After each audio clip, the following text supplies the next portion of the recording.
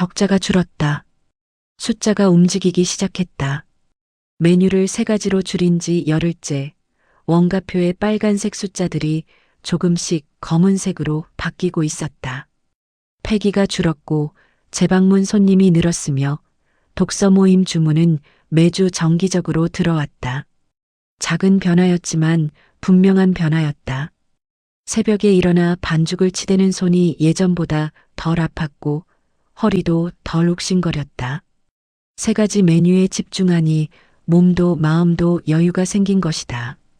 나는 원가표를 접어 서랍에 넣으면서 창밖을 바라보았다. 순인의 베이커리라는 간판이 햇빛에 반사되어 빛나고 있었는데 그 이름이 오늘따라 유난히 낯설게 느껴졌다. 순이, 시어머니의 이름, 내 이름이 아닌 이름. 오후 2시 그가 가게 앞에 도착했다. 오늘은 차를 가져왔다고 했다. 작고 낡은 승용차였는데 문을 열자 에어컨 바람이 훅 불어왔다. 나는 조수석에 앉으면서 손에 든 종이봉투를 내려다보았다. 아침에 구운 소금빵 4개가 들어있었다. 혹시 출출할까 싶어서 챙겨왔는데 왜 챙겨왔는지 스스로도 설명하기 어려웠다. 뭐 들고 오셨어요? 아, 그냥 빵이요. 혹시 배고프실까 봐. 그가 잠깐 나를 바라보았다.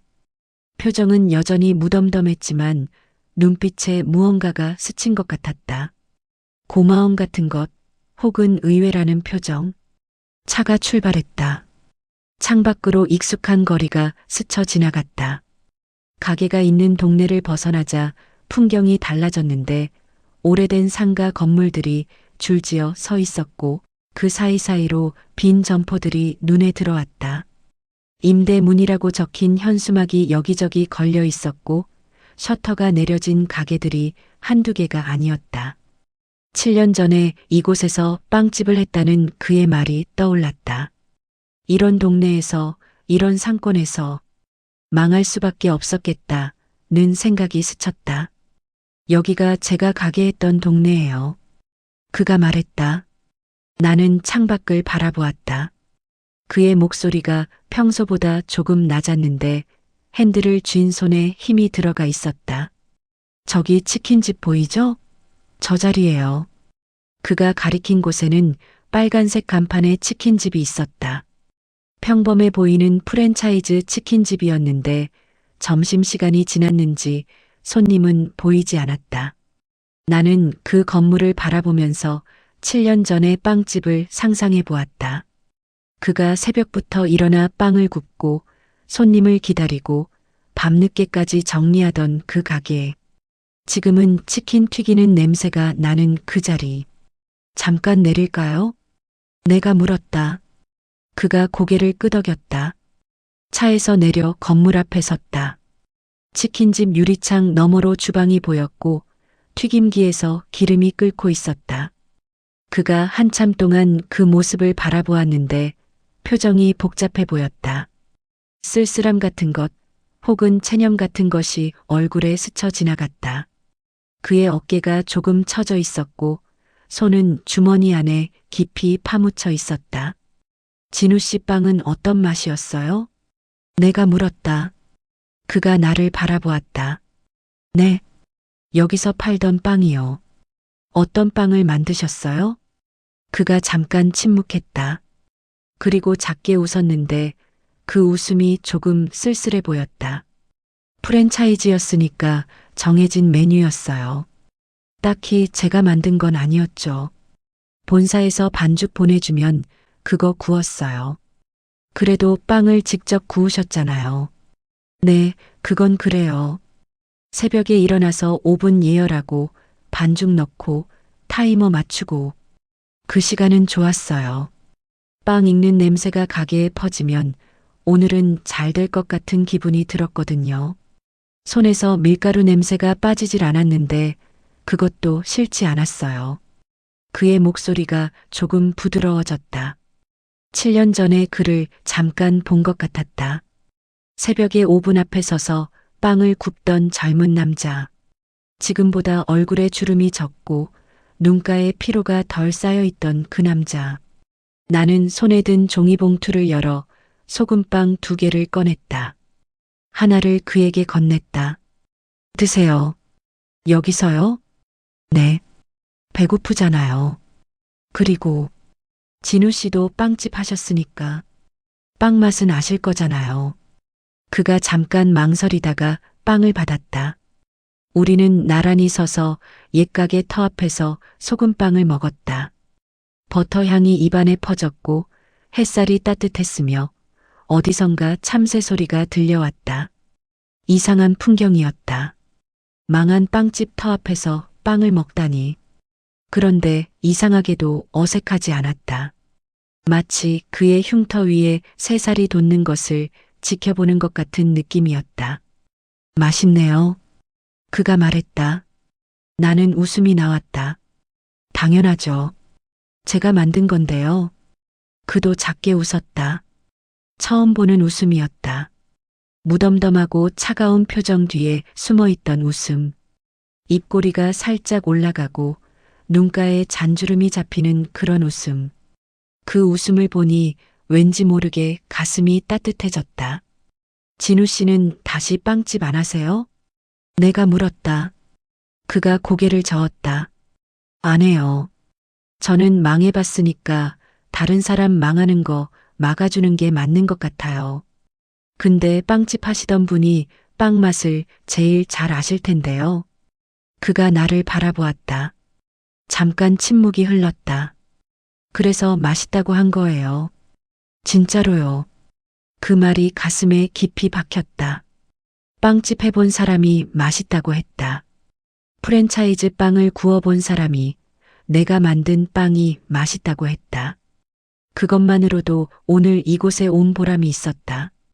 빵을 다 먹고 나서 우리는 근처를 걸었다. 그가 상권 구조에 대해 설명해 주었는데 어떤 위치가 좋고 어떤 위치가 나쁜지, 유동인구는 어떻게 파악하는지, 임대료는 어떻게 협상하는지. 나는 고개를 끄덕이며 들었고 그의 말들이 머릿속에 차곡차곡 쌓였다. 저기 부동산 잠깐 들어가 볼까요? 그가 말했다. 나는 고개를 끄덕였다. 근처에 있는 부동산 사무실로 들어갔는데 50대쯤으로 보이는 남자가 책상에 앉아 있었다. 뭐 찾으세요? 아니요, 그냥 이 근처 상가 시세 좀 여쭤보려고요. 그가 대답했다. 부동산 중개인은 우리를 훑어보더니 의자를 권했다.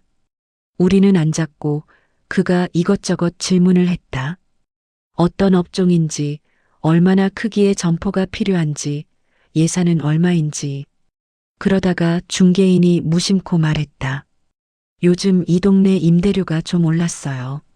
위에서 정해요. 이런 거라. 협상이 잘 안 돼요. 위에서요? 내가 물었다. 중개인이 잠깐 눈을 피하며 헛기침을 했다. 아, 그러니까. 건물주들이 협의해서 정한다는 얘기예요. 동네 시세가 있으니까. 그 말이 조금 이상하게 들렸지만 나는 더 묻지 않았다. 부동산을 나오면서 그가 말했다. 사장님 가게는 위치가 나쁘지 않아요. 그래요? 네. 주택가 골목이긴 한데 유동인구가 있고 경쟁 빵집이 밀랍당 하나뿐이에요. 메뉴만 정리하면 충분히 될 거예요. 그 말이 가슴에 와닿았다. 충분히 될 거라고. 누군가에게 그런 말을 들은 게 얼마만인지 모르겠다. 28년 동안 가족들한테 잘한다, 될 거야라는 말을 들어본 적이 있었나? 기억나지 않았다. 집으로 돌아와서 나는 서랍을 뒤졌다. 임대차 계약서 사본을 찾으려고 했다. 오늘 진우가 해준 말들 중에 임대료 협상 얘기가 있었는데 내 계약 조건이 어떻게 되어 있는지 확인해 보고 싶었다. 그리고 부동산 중개인이 했던 말도 마음에 걸렸다. 위에서 정해요. 그게 무슨 뜻일까? 건물주들끼리 담합이라도 한다는 건가? 서랍 안에 서류들이 뒤섞여 있었고 나는 그것들을 하나씩 꺼내 살펴보았다. 전기요금 고지서, 수도세 영수증, 사업자 등록증 사본, 그리고 맨 아래에서 임대차 계약서가 나왔다. 임대차 계약서가 나왔다. 계약 기간, 보증금 월세. 숫자들을 훑어보다가 맨 아래쪽에 시선이 멈췄다. 임대인 란에 법인 이름이 적혀 있었는데 부동산 개발이라고 되어 있었다. 개인이 아니라 법인이었다. 그 옆에 도장이 찍혀 있었는데 빨간색 도장의 글씨가 선명했다. 가게 계약할 때는 별 생각 없이 서명만 했었는데 이제 보니 임대인이 누구인지도 제대로 확인하지 않았던 것이다. 나는 그 도장을 한참 들여다보았다.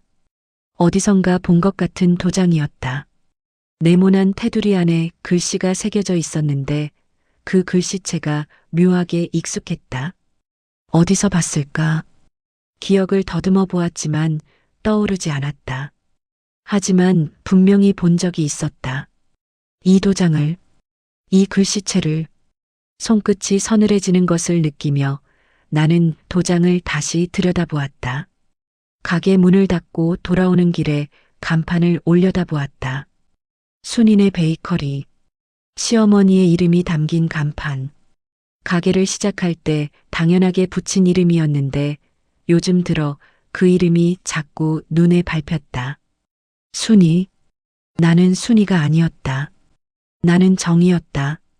윤정이. 28년 동안 누군가의 아내, 누군가의 엄마, 누군가의 며느리로 살았지만 그 누군가들의 이름 뒤에 숨어있던 내 이름. 정이. 오늘 옛가게 터 앞에서 빵을 먹을 때 그가 맛있네요 라고 말했다. 그 말이 자꾸 머릿속에 맴돌았다. 내가 만든 빵이 맛있다고.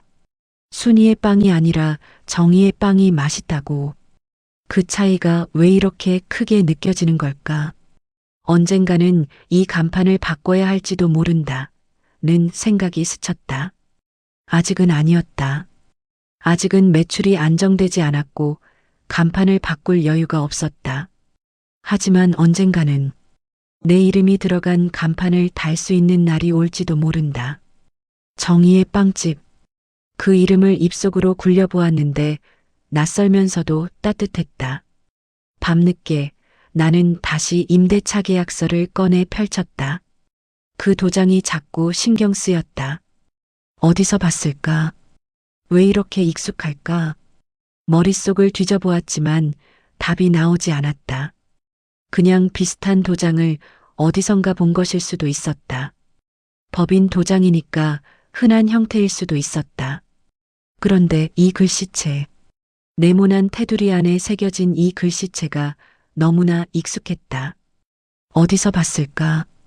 결혼 생활 28년 동안 수많은 서류에 도장을 찍어왔는데 그중 어딘가에서 본 것 같았다.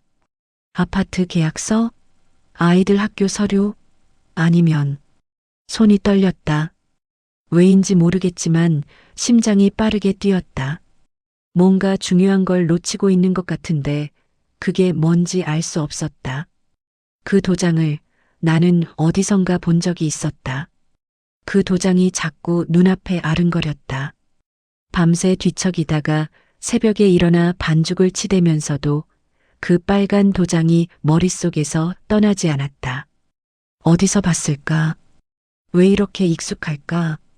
손에 밀가루를 묻히고 반죽을 접으면서도 생각은 자꾸 그 도장으로 향했다. 네모난 테두리 안에 새겨진 글씨. 그 글씨체가 분명히 어딘가에서 본 것이었다. 가게 문을 열고 손님을 맞으면서도 점심시간에 잠깐 쉬면서도 저녁에 정리를 하면서도 그 도장이 자꾸 떠올랐다. 결국 나는 부동산에 전화를 걸었다.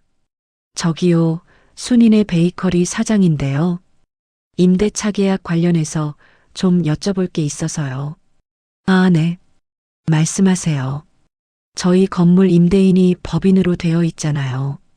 부동산 개발이라고. 혹시 그 법인 대표자가 누군지 알 수 있을까요? 잠깐 침묵이 흘렀다. 전화기 너머로 종이 넘기는 소리가 들렸다. 그게 저희가 직접 알려드리긴 좀 그렇고요. 법인 등기부등본 떼보시면 나와요.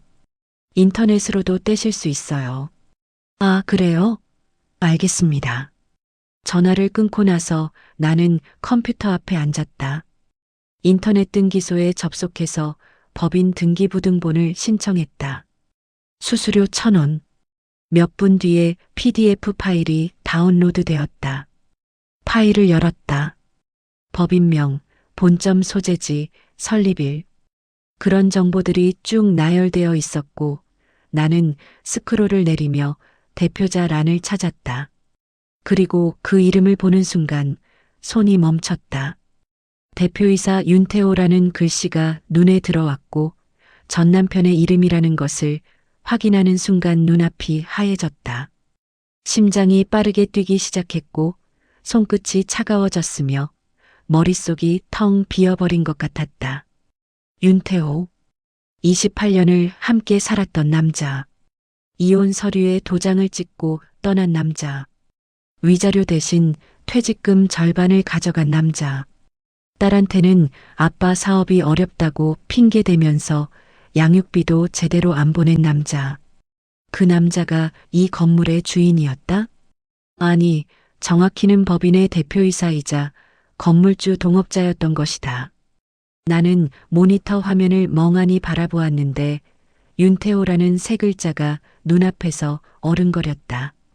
이혼할 때 그가 했던 말이 떠올랐다. 내가 뭘 할 수 있겠어. 집에서 살림이나 해. 그 말을 듣고도 나는 아무 대꾸도 못했었다. 그냥 서류에 도장을 찍고 퇴직금 절반을 넘기고 집을 나왔다.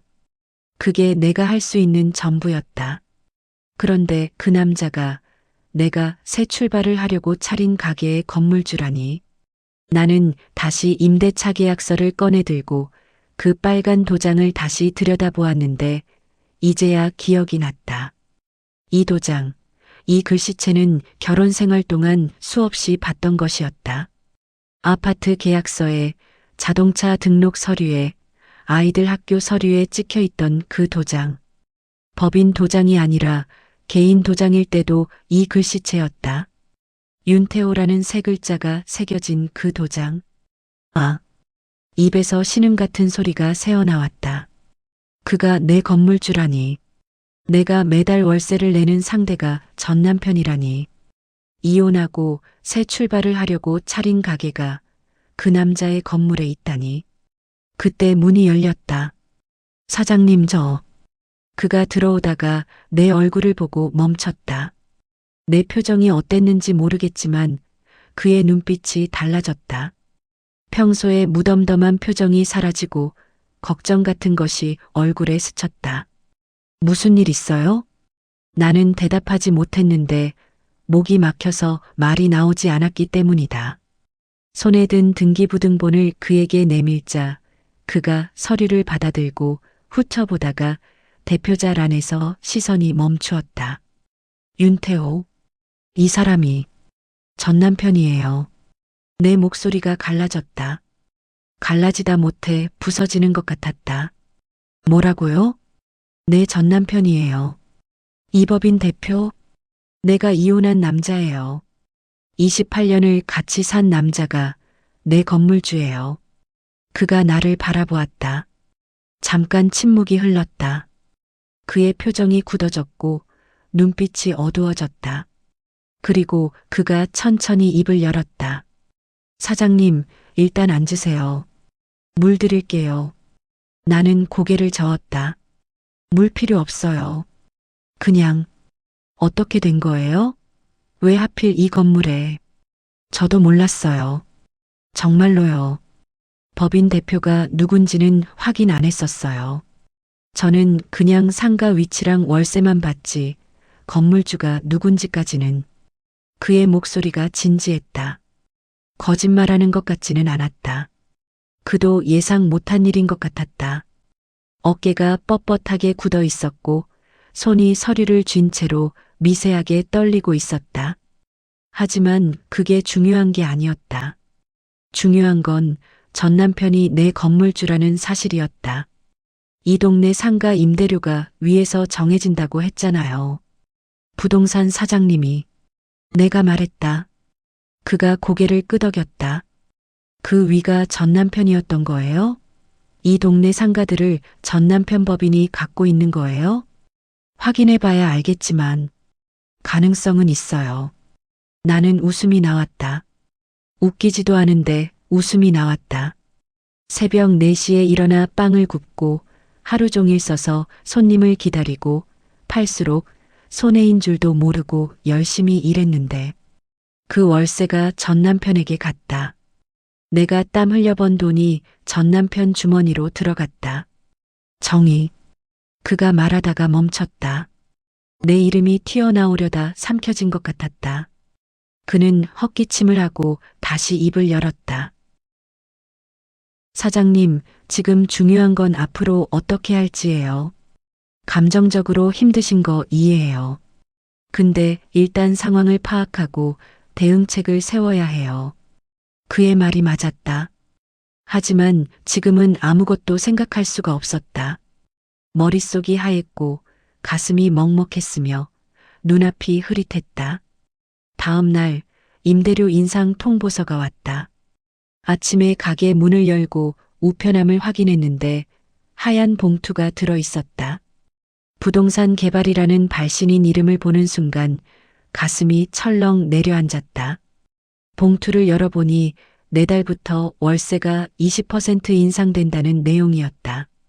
현재 월세 70만 원에서 84만 원으로 한 달에 14만 원이 더 나간다. 1년이면 168만 원. 손이 떨렸다. 서류를 쥔 손끝이 하얗게 질려 있었다. 겨우 적자를 줄이기 시작했는데 월세가 오르면 다시 원점이었다. 아니, 원점보다 더 나빴다.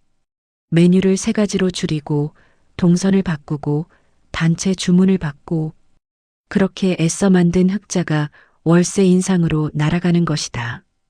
우연일까? 아니면 내가 이 건물에 있다는 걸 알고 한 짓일까? 나는 통보서를 다시 읽어보았다. 계약 조건에 따라 임대료를 조정합니다.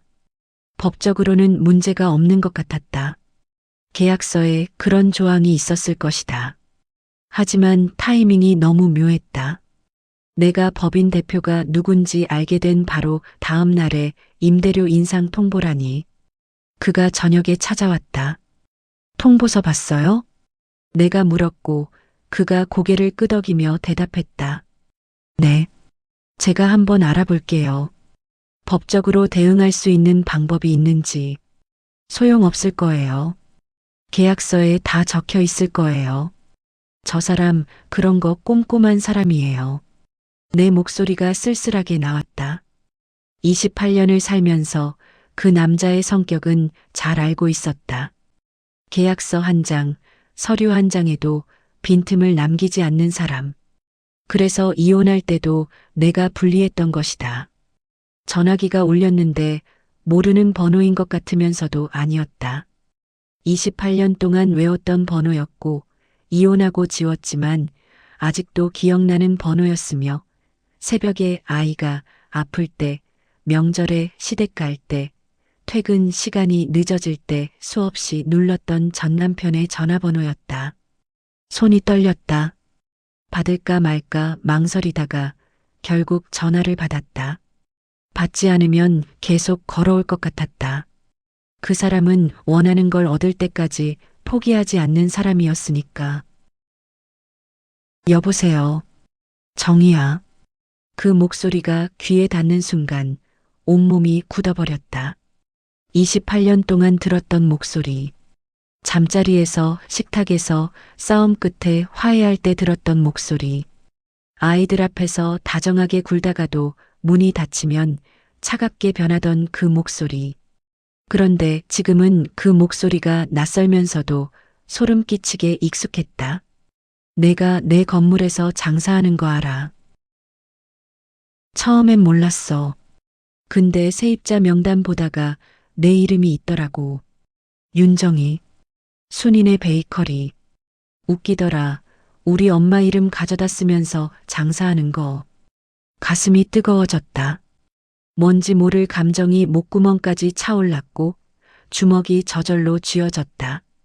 우리 엄마 이름이라니.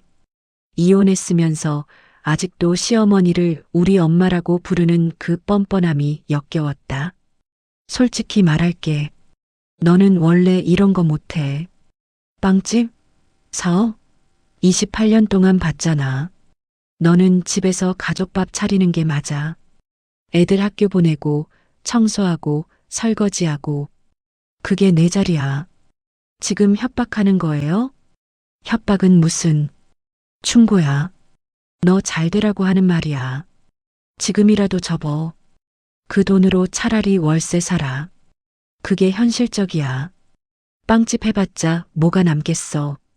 새벽부터 일어나서 손 거칠어지고 허리 아프고 그러다 결국 망하면 빚만 남아. 내가 어떻게 살든 당신이 왜 신경 써요. 이혼했잖아요. 남남이잖아요. 내가 내 건물에 있으니까 그렇지. 월세 제대로 못 내면 나도 손해잖아. 그리고 그가 잠깐 말을 끊었다. 뭔가 더 말하려다 삼킨 것 같았다. 그리고 뭐요? 아니야. 어쨌든 생각해봐. 너는 원래 이런 거 못해, 정이야. 포기하는 게 나아. 나는 끊지 않고 들었다. 그의 말이 끝날 때까지 들었다. 28년 동안 그랬던 것처럼 그의 말을 끊지 않고 반박하지 않고 그냥 들었다. 그리고 이번에는 달랐다. 끊었다. 전화를 끊고 나서 한참 동안 서 있었다. 창밖으로 순인의 베이커리라는 간판이 보였다. 시어머니의 이름이 담긴 간판. 전 남편의 어머니 이름이 담긴 간판. 해가 지고 있어서 간판 글씨가 어둠 속에 묻히기 시작했다. 너는 원래 이런 거 못해. 그 말이 머릿속에서 맴돌았다. 28년 동안 그 남자는 늘 그렇게 말했었는데 너는 못한다. 내가 뭘 아느냐. 집에서 애나 키워라. 내가 무슨 사업을 하고 무슨 돈을 버느냐는 말을 입버릇처럼 했다. 그리고 나는 늘 그 말을 반박하지 않고 그냥 들었는데 그래야 집안이 조용해진다고 생각했기 때문이다. 하지만 지금은 달랐다. 나는 이미 메뉴를 3가지로 줄였고 원가표를 만들었으며 단체 주문을 받았고 재방문 손님도 생겼다. 적자가 줄고 있었고 숫자가 움직이기 시작했으니 그 남자가 뭐라고 하든 나는 이미 여기까지 혼자 힘으로 윤정이라는 이름으로 온 것이다. 손을 내려다보았는데 새벽마다 반죽을 치대느라 거칠어진 손이었고 오븐 열기에 데어 붉어진 손등에 손톱은 짧게 깎여 있었으며 손가락 마디마디에 굳은 살이 박혀 있었다.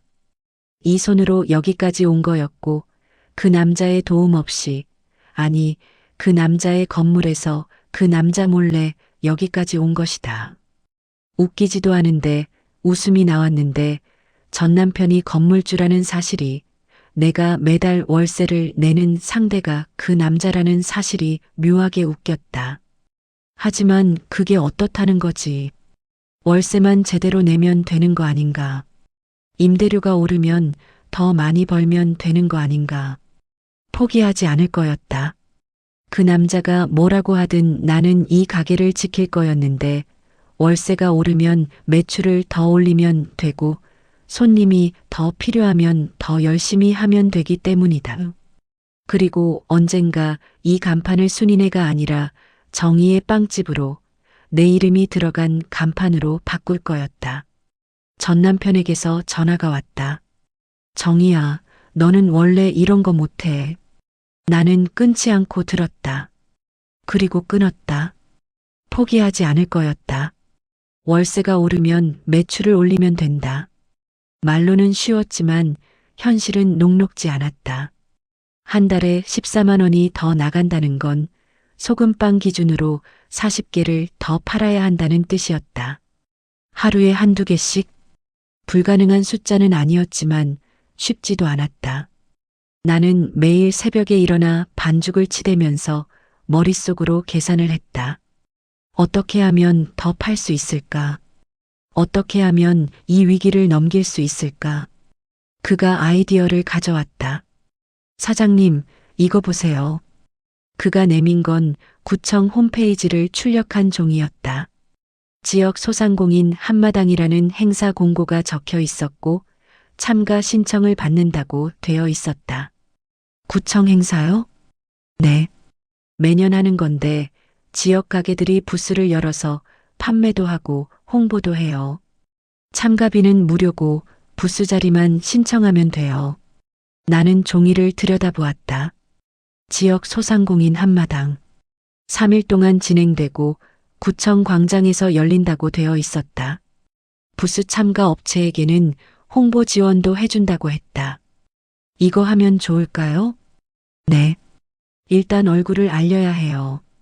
지금 사장님 가게는 동네 사람들한테도 잘 안 알려져 있어요. 행사에 나가면 한 번에 수백 명한테 맛을 보여줄 수 있어요. 그의 말이 맞았다. 지금까지 나는 가게 안에서만 손님을 기다렸다. 밖으로 나가서 적극적으로 알린 적이 없었다. 28년 동안 그랬던 것처럼 집안에서만 밥을 차리고 누군가 와서 먹어주기를 기다렸던 것처럼 신청할게요. 내가 말했다. 그가 고개를 끄덕였다. 행사 전날 나는 밤새 빵을 구웠다. 소금빵 200개, 단팥빵 100개, 식빵 50덩이. 새벽 2시에 일어나서 반죽을 시작했고 아침 6시까지 오븐을 돌렸다. 허리가 아팠고 발목이 부었으며 손목이 저렸다. 하지만 멈출 수 없었다. 이번 행사가 기회였다. 월세 인상을 이겨낼 수 있는 기회. 그가 새벽에 찾아왔다. 뭐하러 오셨어요, 이 시간에? 도와드리려고요. 혼자 다 하시게요? 그는 말없이 앞치마를 집어들었다. 내 앞치마가 아니라 서랍 안에 있던 여분의 앞치마. 알바생이 쓰던 것이었는데 그가 그걸 두르고 오븐 앞에 섰다. 어색한 모습이었지만 싫지 않았다. 빵집 해보셨다면서요? 오븐은 다룰 줄 아시죠? 그 정도는요. 우리는 나란히 서서 빵을 구웠다. 반죽을 오븐에 넣고 타이머를 맞추고 구워진 빵을 꺼내 식히고 그 단순한 동작을 반복하면서 나는 문득 이상한 기분이 들었다. 28년 동안 혼자 부엌에서 일했는데 지금은 누군가와 함께 일하고 있었다. 그것도 남자와. 전 남편과는 한 번도 함께 요리한 적이 없었는데. 사장님, 그가 말했다. 나는 고개를 들었다. 행사 끝나고 납품처 하나 소개해 드릴게요. 제가 아는 카페가 있는데 빵을 외부에서 들여오고 싶어 하더라고요. 정말요? 네. 매일 20개 정도 필요하대요. 소금빵으로 매일 20개. 한 달이면 600개. 마진이 350원이니까 한 달에 21만 원. 월세 인상분 14만 원을 메우고도 남았다. 고마워요. 내 목소리가 떨렸다. 그가 나를 바라보았다. 고마워하실 거 없어요. 사장님이 잘하시니까 소개하는 거예요. 구청 행사 첫날 아침 9시에 부스를 열었다. 작은 테이블 위에 빵을 진열하고 가격표를 세우고 시식용 빵을 잘게 잘라 쟁반에 담았다. 내 옆 부스에는 떡집이 있었고 건너편에는 수제잼 가게가 있었다. 저마다 자기 가게를 꾸미느라 분주했는데 나는 잠깐 멈춰서서 주변을 둘러보았다. 이런 행사에 나온 건 처음이었다. 결혼하고 28년 동안 집과 부엌만 오갔는데 지금은 구청 광장 한복판에 서 있었다. 낯설면서도 묘하게 설레는 기분이었다. 사람들이 하나둘 모여들기 시작했는데 처음에는 그냥 지나치는 사람이 많았다. 옆 부스 떡집에는 사람들이 줄을 서 있었고 건너편 잼 가게에도 손님이 꽤 있었다. 하지만 내 부스 앞에는 아무도 없었다. 가슴이 조여왔고 손바닥에 땀이 차기 시작했다. 시식해보세요. 소금빵이에요. 내가 말했다. 목소리가 작아서 잘 안 들렸는지 지나가던 사람이 고개를 갸웃거렸다. 28년 동안 집안에서만 살았던 사람이 갑자기 모르는 사람들한테 말을 거는 게 쉬울 리 없었다. 하지만 멈출 수 없었다. 월세가 올랐고 매출이 필요했고 포기할 수 없었다. 뭐라고요? 소금빵이요. 시식해보세요. 직접 만든 거예요. 여자가 시식용 빵 조각을 집어 입에 넣었다. 씹는 동안 표정이 변했다. 눈이 커지고 입꼬리가 올라갔다. 이거 맛있네요. 어디 가게예요? 순인의 베이커리요. 여기서 좀 걸어가야 하는데 주택가 골목에 있어요. 하나 살게요. 아니, 3개요. 집에 가져가서 가족들이랑 먹을래요. 그렇게 첫 손님이 생겼다. 그 다음부터는 조금씩 사람들이 모이기 시작했다. 시식하고 사가는 사람, 시식도 안 하고 바로 사가는 사람, 이거 뭐예요? 하고 물어보는 사람. 점심때가 되자 200개의 소금빵이 절반으로 줄었고 저녁때가 되자 거의 다 팔렸다. 사장님, 내일 더 구워 오셔야겠어요. 그가 말했다. 나는 웃음이 나왔다. 그러게요. 이렇게 팔릴 줄 몰랐어요. 셋째 날 오후 정장을 입은 남자가 부스 앞에 섰다. 40대 초반으로 보였는데 깔끔한 양복에 가죽 서류 가방을 들고 있었다. 다른 손님들과는 분위기가 달랐다. 그는 진열대를 훑어보더니 소금빵 하나를 집어 한 입 베어 물었다. 씹는 동안 표정이 진지했다. 사장님, 혹시 명함 있으세요? 명함이요? 없는데요. 그럼 연락처라도요. 저희가 소규모 빵집 가맹 사업을 하고 있거든요. 관심 있으시면 한번 얘기 나눠보고 싶어서요. 남자가 자신의 명함을 건넸다. 프랜차이즈 개발팀 김 과장이라고 적혀 있었다. 나는 명함을 받아들고 멍하니 바라보았다. 가맹이요? 저희 가게가요? 네. 소금빵 맛이 좋네요. 레시피가 독특해요. 이런 맛이면 가맹점 내도 될 것 같아서요. 가맹, 프랜차이즈, 그런 단어들이 낯설게 느껴졌다. 나는 그냥 동네 빵집을 하고 싶었을 뿐인데 누군가가 가맹 얘기를 하다니. 그가 옆에서 지켜보다가 끼어들었다. 일단 명함 받아두시고 나중에 연락드릴게요. 남자가 고개를 끄덕이고 떠났다. 나는 명함을 손에 든 채 그를 바라보았다. 가맹이라니. 그런 거 할 생각 없는데요. 지금 당장은 아니어도 나중에 선택지가 있다는 건 좋은 거예요. 그의 말이 맞는 것 같기도 하고 아닌 것 같기도 했다. 일단 명함은 서랍에 넣어두었다. 둘째 날, 셋째 날. 행사가 끝날 때까지 빵은 매일 똥이 났다. 3일 동안 총 500개 이상을 팔았고 매출은 75만 원이 넘었다. 월세 인상분을 단번에 메우고도 남는 금액이었다. 그리고 무엇보다 중요한 건 사람들이 내 빵 맛을 알게 됐다는 것이었다. 행사가 끝난 다음 주 가게에 손님이 부쩍 늘었다. 행사장에서 맛본 사람들이 가게를 찾아온 것이었다. 행사장에서 먹어봤는데 맛있더라고요. 소금빵 그거 또 먹고 싶어서요. 어머, 여기 있었네. 찾느라 힘들었어요. 그런 말을 듣는 게 어떤 기분인지 말로 설명하기 어려웠다. 가슴이 뜨거워지고 눈시울이 붉어지고 손끝이 떨리는 그런 기분. 28년 동안 가족들 밥을 차려줬는데 맛있다는 말을 이렇게 직접적으로 들은 건 처음이었다. 매출도 눈에 띄게 늘었다. 행사 전에는 하루 매출이 5만 원을 넘기기 어려웠는데 행사 후에는 10만 원 가까이 올랐다. 월세 인상분을 메우고도 남는 수준이었다. 숫자가 달라지니까 마음도 달라졌다. 새벽에 일어나 반죽을 치댈 때 허리가 아파도 발목이 부어도 버틸 수 있었다. 납품 계약도 성사됐다.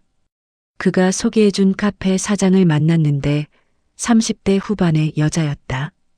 깔끔하게 차려입은 모습이 프로페셔널해 보였고 말투도 정확하고 빨랐다. 내 소금빵을 한 입 베어 물더니 눈을 크게 떴다. 이거 직접 만드신 거예요? 레시피 공유 안 하시죠? 네, 제 레시피예요. 버터 향이 진한데 느끼하지 않고 소금 간이 딱 맞네요. 우리 카페에서 팔면 잘 될 것 같아요. 그녀는 바로 계약하자고 했다. 매일 20개, 개당 1,200원의 납품. 마진은 개당 50원으로 작았지만 안정적인 수입이라는 점에서 의미가 있었다. 그리고 무엇보다 누군가가 내 빵을 자기 가게에서 팔고 싶다고 했다. 그게 어떤 의미인지 가슴으로 느껴졌다. 계약서에 서명하는 순간 손이 떨렸다. 납품업체 순인의 베이커리 대표 윤정희. 내 이름이 계약서에 적혀 있었다. 윤정희. 28년 동안 누군가의 아내, 누군가의 엄마, 누군가의 며느리로만 불렸던 이름이 계약서의 대표란에 적혀 있었다. 도장을 찍는 손이 떨렸고 눈앞이 흐릿해졌다.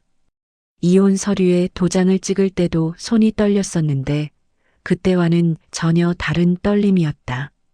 그때는 무언가를 잃는 떨림이었고 지금은 무언가를 얻는 떨림이었다.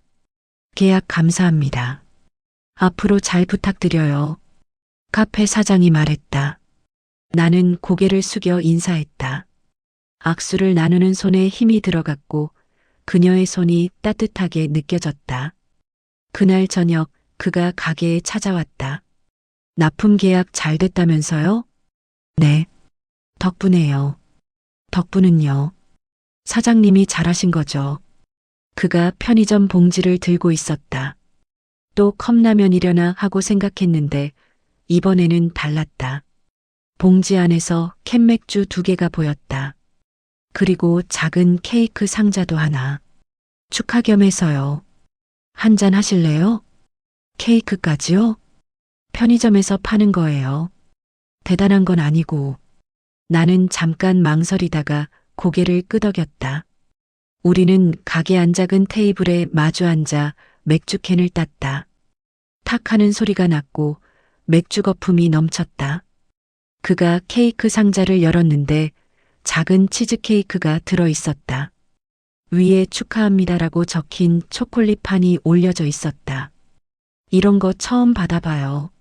내가 말했다. 그가 고개를 갸웃거렸다. 케이크요? 아니, 이런. 축하 같은 거요. 결혼하고 나서는 내가 남들 축하해주는 쪽이었거든요. 아이들 생일, 남편 승진, 시어머니 칠순. 늘 내가 케이크를 준비하고 상을 차리고 뒷정리를 했어요. 누군가 나한테 케이크를 사다 준 건 목이 메어서 말을 잇지 못했다. 그가 나를 바라보았다. 아무 말 없이 그냥 바라보았다. 그 시선이 따뜻하게 느껴졌다.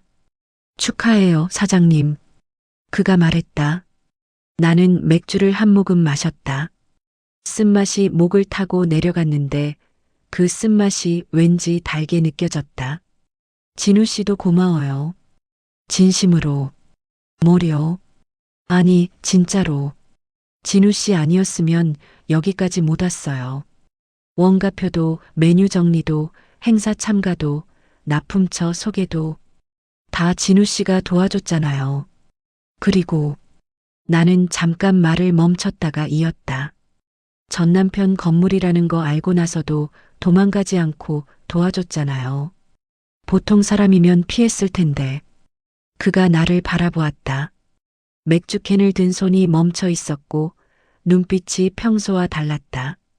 무덤덤하고 차가운 눈빛이 아니라 뭔가 따뜻한 것이 담긴 눈빛. 저도 감사해요. 그가 말했다. 네.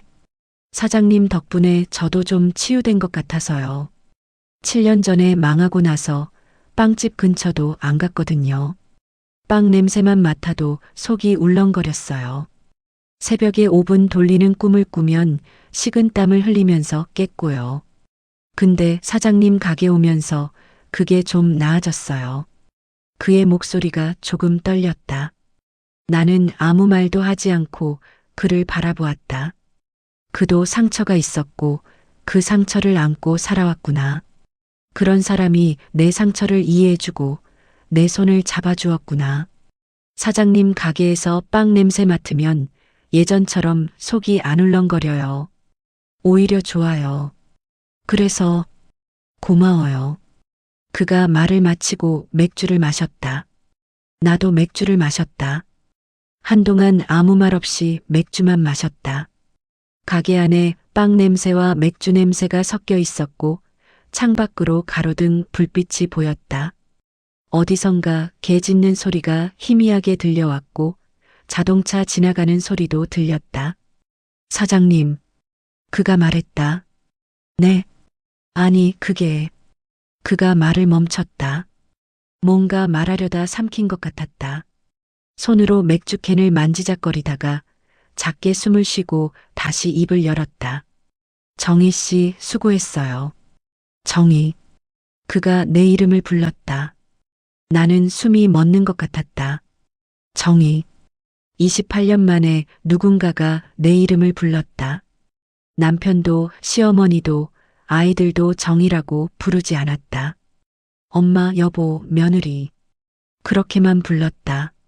내 이름은 어디론가 사라져버렸었다. 윤정이라는 사람은 누군가의 부속품처럼 역할 뒤에 숨어 있었다. 그런데 지금 이 남자가 내 이름을 불렀다. 정희 씨. 그가 다시 말했다.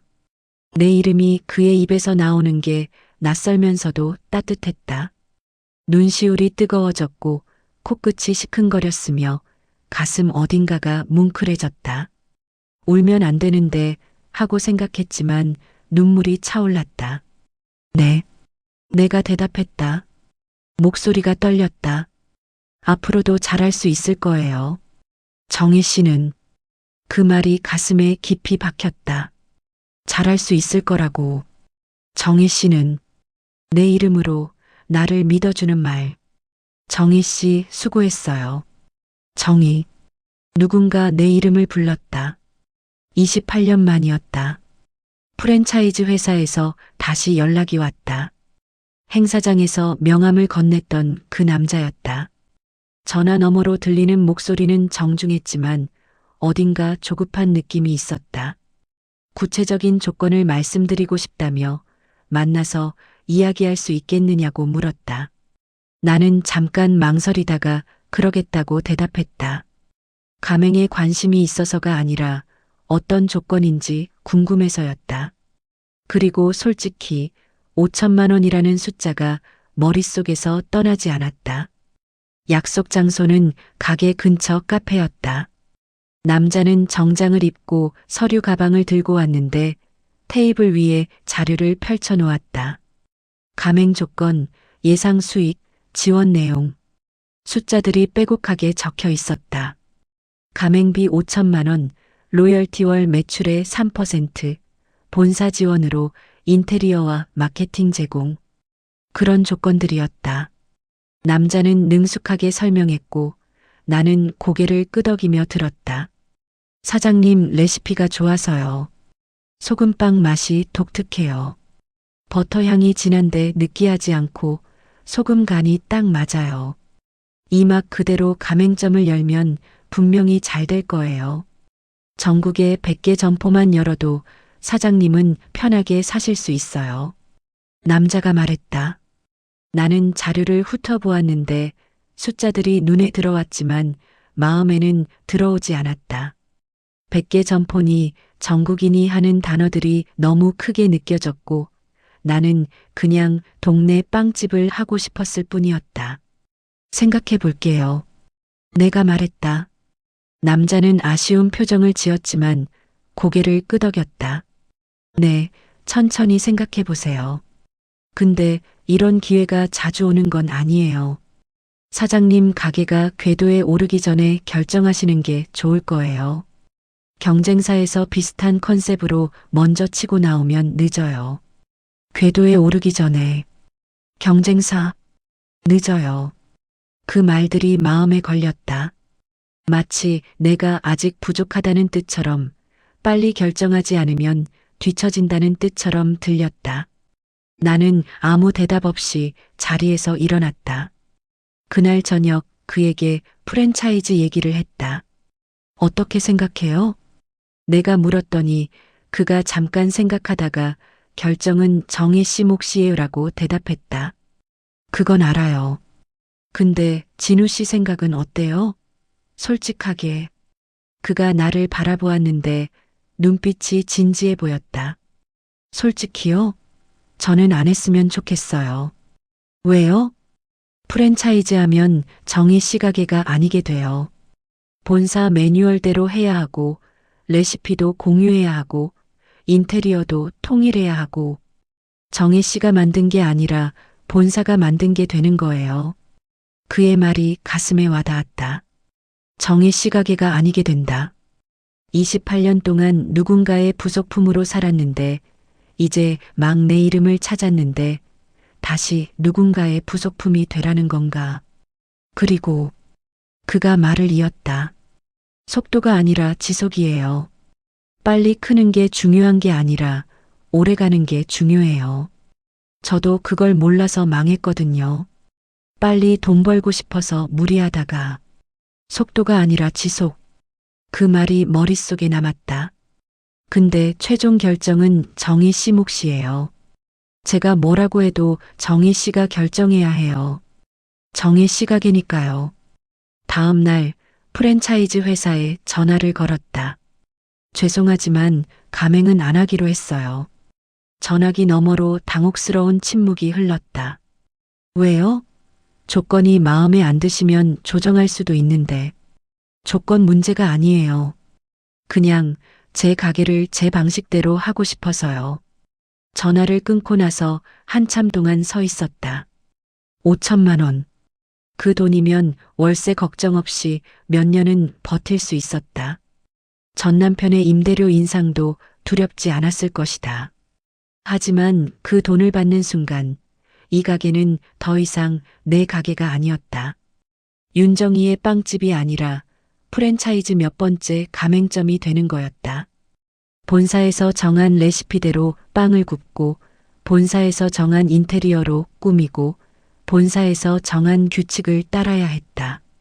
그건 싫었다. 28년 동안 누군가의 규칙대로 살았다. 시어머니가 정한 규칙, 남편이 정한 규칙, 가족이라는 틀이 정한 규칙. 새벽에 일어나 밥을 짓고, 아이들을 깨우고, 남편 출근 준비를 하고, 그 모든 게 누군가 정해놓은 규칙이었다. 이제 막 그 규칙에서 벗어났는데 또 다른 규칙 안으로 들어가고 싶지 않았다. 속도가 아니라 지속이라고 그가 말했다. 그 말이 맞았다. 빨리 크는 것보다 오래 가는 게 중요했다. 내 가게를 내 방식으로 천천히 키워가고 싶었다. 일주일 뒤 딸이 가게에 찾아왔다. 문이 열리는 소리에 고개를 들었는데 딸이 서 있었다. 오랜만에 보는 얼굴이었다. 제사 때도 안 왔고 전화도 뜸했는데 갑자기 찾아오다니. 딸은 회사 다니느라 바쁘다는 핑계로 연락을 잘 안 했고 나도 먼저 연락하기가 꺼려져서 서로 소원해졌었다. 엄마, 왜 왔어? 회사는? 오늘 반찬했어. 엄마 가게 보러 왔어. 딸이 가게 안을 둘러보았다. 진열대의 빵들, 작은 테이블, 오븐, 밀가루 묻은 앞치마. 그런 것들을 훑어보더니 나를 바라보았다. 딸의 눈에 뭔가 복잡한 감정이 스치는 것 같았다. 엄마가 달라졌네. 뭐가? 그냥 표정이. 예전에는 항상 피곤해 보였는데 지금은 좀 달라 보여. 허리도 덜 굽은 것 같고. 딸의 말이 가슴에 닿았다. 피곤해 보였다. 허리가 굽어 있었다. 28년 동안 피곤했었다. 새벽에 일어나 아침밥 차리고 아이들 학교 보내고 집안일하고 저녁밥 차리고 설거지하고 빨래하고 그 반복 속에서 나는 늘 피곤했었고 어깨는 움츠러들었으며 허리는 조금씩 굽어갔다. 누가 봐도 지쳐 보이는 아줌마였을 것이다. 소금빵 하나 줘봐. 딸이 말해서 소금빵을 집어 건넸더니 딸이 한 입 베어 물고 눈을 크게 뜨면서 씹는 동안 표정이 변했다. 이거 맛있다. 진짜로. 엄마가 이런 거 만들 줄 알았어? 그래. 응. 엄마가 만든 거 맞아? 밖에서 사온 거 아니고? 당연하지. 새벽 4시에 일어나서 직접 반죽해서 구운 거야. 버터도 좋은 거 쓰고 소금도 천일염 쓰고. 딸이 빵을 먹으면서 나를 바라보았다. 눈빛이 예전과 달랐다. 예전에는 무관심한 눈빛이었는데 지금은 뭔가 존중 같은 것이 담긴 눈빛. 아니, 어쩌면 미안함 같은 것도 섞여 있었다. 엄마, 대단하다. 뭐가? 이혼하고 혼자서 가게 차리고 이렇게 운영하고 있는 거. 나였으면 못했을 것 같아. 진짜로. 그 말에 눈시울이 뜨거워졌다. 딸에게 대단하다는 말을 들은 게 처음이었다. 28년 동안 밥 차리고 빨래하고 청소하고 학교 보내고 도시락 싸주고 아플 때 병원 데려가고 그 모든 걸 해도 대단하다는 말을 들은 적이 없었다. 당연한 거라고 생각했으니까. 엄마니까 당연히 해야 하는 거라고. 엄마, 나 할 말 있어. 딸이 빵을 다 먹고 나서 표정이 조금 무거워진 채로 말했다. 뭔데? 아빠 회사가 이 건물 주인이라면서 아빠한테 들었어. 가슴이 철렁 내려앉았는데 딸이 알고 있었고 전 남편이 딸에게 말했다는 것이 믿기지 않았지만 그 남자라면 자랑하듯이 혹은 협박하듯이 그럴 수 있었다. 그래. 왜 말 안 했어? 말해서 뭐해? 너까지 신경 쓰게 하고 싶지 않았어. 딸이 한숨을 쉬었다. 긴 한숨이었다. 그 한숨 속에 많은 것이 담겨 있는 것 같았다. 아빠가 엄마 가게 월세 올렸다면서 나한테 자랑하듯이 말하더라. 정희가 장사한다고 설치는데 한번 봐야겠다고. 얼마나 버티나 보자고. 그 말에 손이 떨렸다. 전 남편이 딸에게 그런 말을 했다. 정희가 설친다고. 얼마나 버티나 보자고. 28년을 같이 살았던 사람이 그런 말을 했다. 내가 망하기를 바라는 말을. 엄마, 나 아빠 편 아니야. 딸이 말했다. 눈을 똑바로 바라보며. 알아. 아빠가 그런 말할 때 진짜 화났어. 엄마가 열심히 하는 것 뻔히 보이는데 왜 그렇게 깎아내리는지 모르겠어. 엄마가 잘 되면 안 되는 거야? 왜? 딸의 눈에 눈물이 맺혀 있었다. 나도 눈물이 차올랐다. 우리는 아무 말 없이 서로를 바라보았다. 28년 동안 나는 딸에게 그냥 엄마였다. 밥 차려주는 사람, 빨래해주는 사람, 아플 때 약 먹여주는 사람. 그런데 지금 딸이 나를 위해 화를 내고 있었다. 내 편이 되어주고 있었다. 엄마, 힘내. 아빠 따위한테 지지 마. 엄마가 잘 되는 게 최고의 복수야. 딸이 말했다. 나는 고개를 끄덕였다. 목이 메어서 말이 나오지 않았다. 딸이 떠난 뒤 나는 한참 동안 가게 안에 서 있었다. 창밖으로 순인의 베이커리라는 간판이 보였다. 시어머니의 이름, 전 남편의 어머니 이름. 27년 동안 그 이름 아래에서 살았다. 며느리로, 아내로, 엄마로. 시어머니가 돌아가신 뒤에도 그 이름을 그대로 썼다. 바꿀 생각을 해본 적이 없었다. 당연히 그 이름이어야 한다고 생각했으니까. 하지만 더 이상은 아니었다. 그에게 전화를 걸었다. 진우 씨, 부탁할 게 있어요. 뭔데요? 간판 바꾸고 싶어요. 업체 아는 데 있어요? 전화기 너머로 잠깐 침묵이 흘렀다. 그리고 그가 대답했다. 알아볼게요. 근데 새 간판 이름은 정하셨어요? 네. 뭔데요? 정희의 빵집이요. 전화기 너머로 그가 웃는 소리가 들렸다. 처음 만났을 때의 무덤덤한 목소리가 아니라 따뜻하고 부드러운 웃음이 담긴 목소리였다. 좋네요. 알아볼게요. 사흘 뒤 간판업체가 왔다. 사다리차가 가게 앞에 섰고 작업자들이 올라갔다. 순인의 베이커리라는 간판이 벽에서 떼어지기 시작했다. 나사를 풀고 고정대를 빼고 간판을 들어 올리고 그 과정을 지켜보면서 가슴 한쪽이 먹먹해졌다. 눈물이 나려는 것도 아니고 웃음이 나려는 것도 아닌 뭐라고 설명하기 어려운 묘한 떨림. 그가 옆에 서 있었다. 아무 말 없이 그냥 나란히 서서 간판이 내려오는 것을 지켜보았다. 간판이 내려왔다. 27년.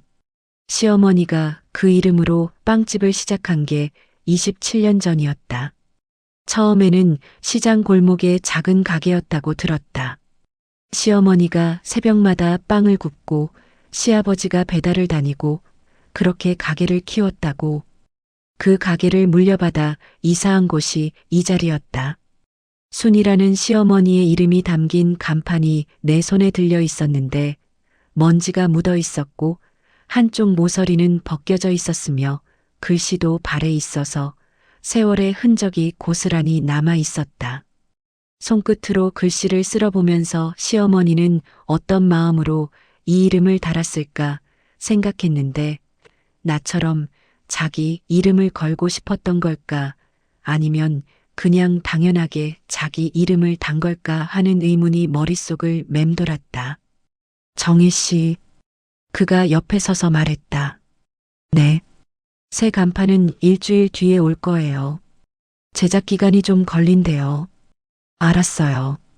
그동안은 간판 없이 운영해야 하는데 괜찮아요?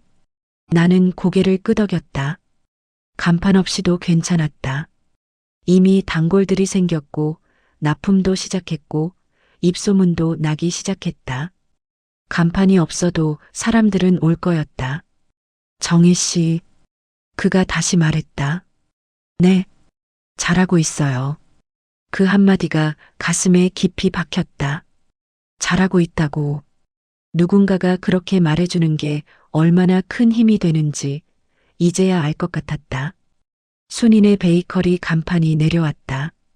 27년을 버틴 이름이었다. 이제 내 이름을 올릴 차례였다. 새 간판이 올라갔다. 정희의 빵집. 내 이름이었다. 사다리차가 간판을 들어 올리고 작업자들이 벽에 고정하는 동안 나는 길 건너편에 서서 그 모습을 바라보았다. 하얀 바탕에 갈색 글씨. 단순한 디자인이었지만 그 글씨가 눈에 박혔다. 정희, 윤정희. 28년 동안 누군가의 뒤에 숨어 있던 이름이 이제 간판 위에 올라가 있었다. 작업자가 나사를 조이는 소리가 들렸다. 드릴 소리, 망치 소리. 그 소리들이 내 귀에는 마치 축포처럼 들렸다. 간판이 벽에 단단히 고정되었고 작업자가 사다리차에서 내려왔다. 다 됐습니다. 그 말이 끝나자마자 나는 길을 건너 가게 앞에 섰다. 고개를 들어 간판을 올려다보았다. 정희의 빵집. 햇빛이 비치면서 글씨가 반짝거렸다. 그가 옆에 서 있었다. 어때요? 그가 물었다.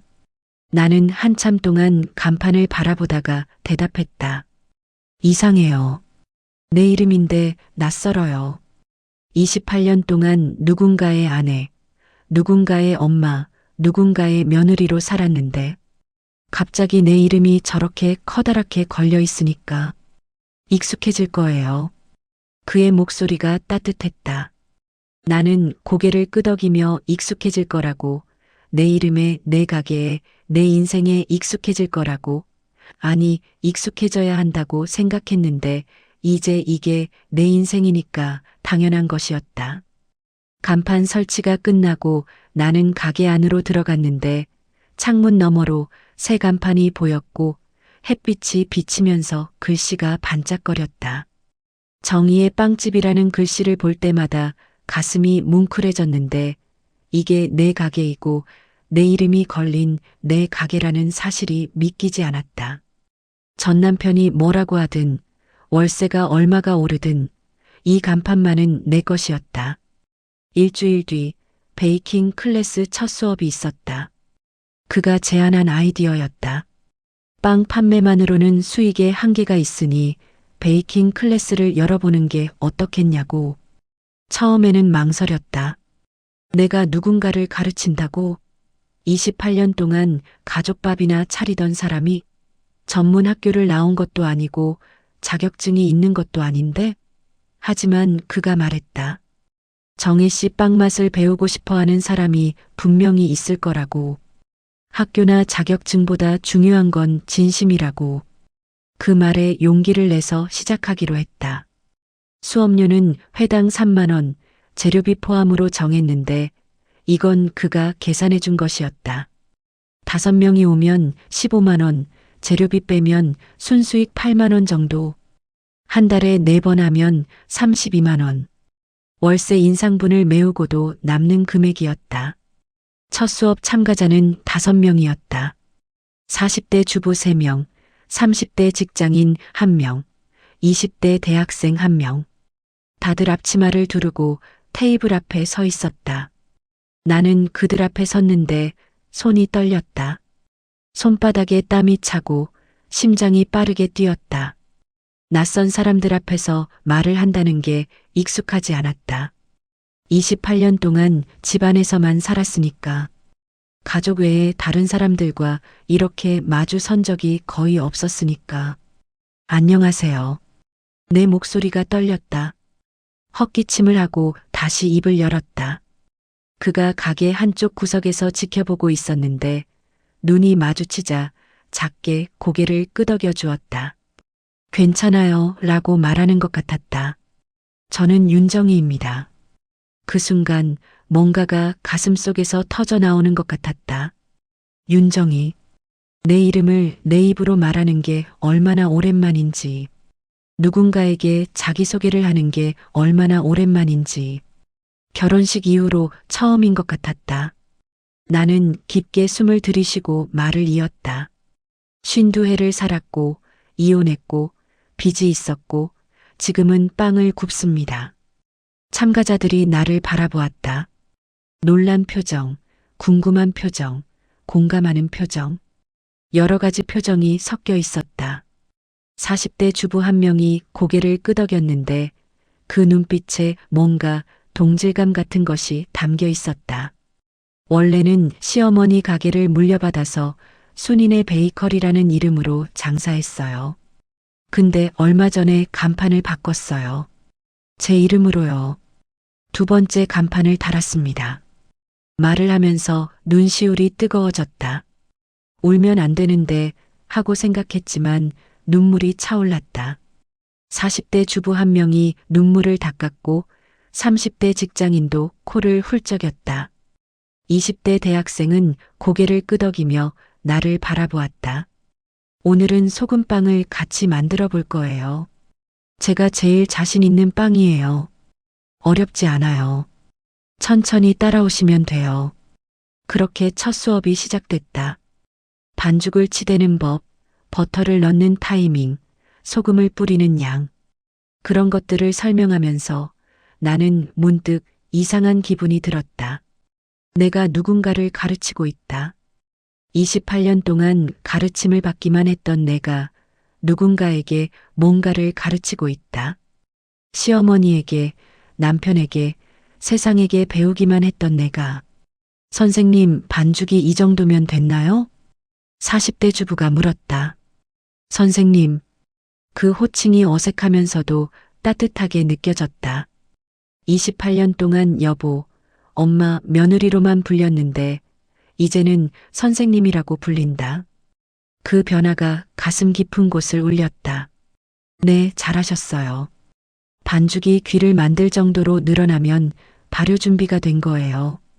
이제 따뜻한 곳에서 1시간 발효시키면 돼요. 수업 중간에 참가자들과 이야기를 나눴다.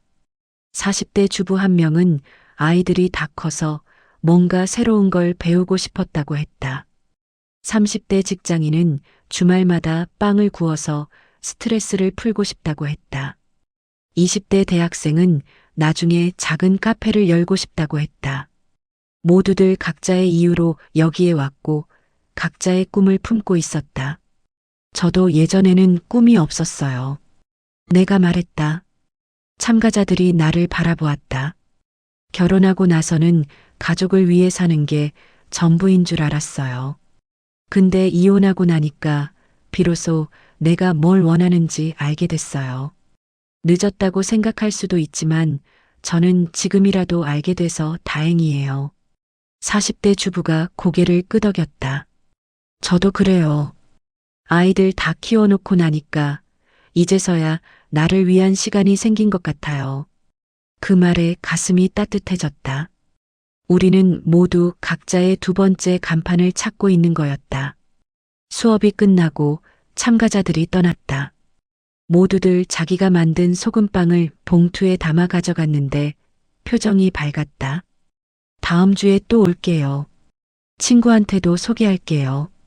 선생님, 다른 빵도 배우고 싶어요. 그런 말들을 남기고 떠났다. 텅 빈 가게 안에 혼자 서 있었다. 테이블 위에 밀가루 가루가 흩어져 있었고 바닥에도 반죽 조각이 떨어져 있었다. 정리해야 했지만 잠깐 그 자리에 서서 가게 안을 둘러보았다. 오븐, 진열대, 작은 테이블들, 그리고 창문 너머로 보이는 새간판. 정의의 빵집. 내 이름이 걸린 내 가게. 이곳에서 나는 빵을 굽고 손님을 맡고 사람들을 가르친다. 28년 동안 상상도 못했던 일들이었다. 집안에서 밥이나 차리는 게 내 인생의 전부인 줄 알았는데 이제는 달랐다. 나는 윤정이었다. 빵집 사장 윤정이, 베이킹 클래스 선생님 윤정이, 그리고 무엇보다 나 자신으로 살아가는 윤정이. 다음 날 아침 새벽 5시에 일어났다. 반죽을 치대고 오븐을 예열하고 빵을 굽기 시작했다. 언제부터인가 이 루틴이 익숙해져 있었다. 새벽에 일어나는 게 힘들지 않았고 반죽을 치대는 게 지겹지 않았으며 빵 굽는 냄새가 좋았다.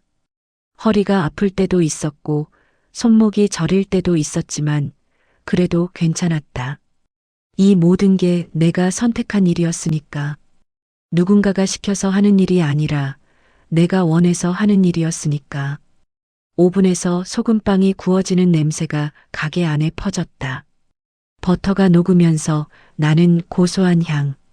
그 냄새를 맡는 순간 28년 전 기억이 떠올랐다.